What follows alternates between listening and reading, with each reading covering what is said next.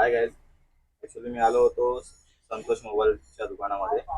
हा माझा भाऊ आहे, सिंधुदुर्गामध्ये राहतो, वैभववाडीमध्ये. ॲक्च्युली हा 3-4 महिन्यापासून मोबाईल बंद होता.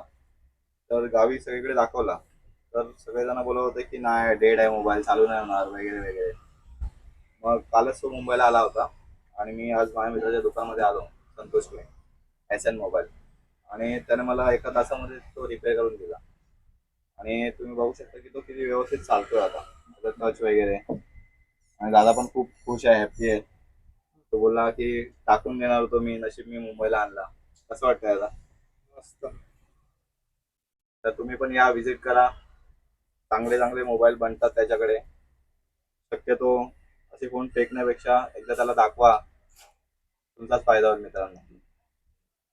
नसेल यूज तुम्हाला नसेल यूज करायचा असेल, तर तुमचे नातेवाईक असतील, लहान पोर असतील गावी, त्यांना यूजसाठी द्या. अभ्यासासाठी युट्यूबवर ते व्हिडिओ बघतात.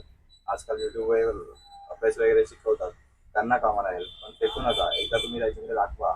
असे भरपूर सगळ्यांच्या घरी मोबाईल असतात, कुठे ना कुठे पडलेले असतात, डिस्प्ले गेलेला असतो, लोक बनवत नाही एक एक वर्ष. थँक्यू.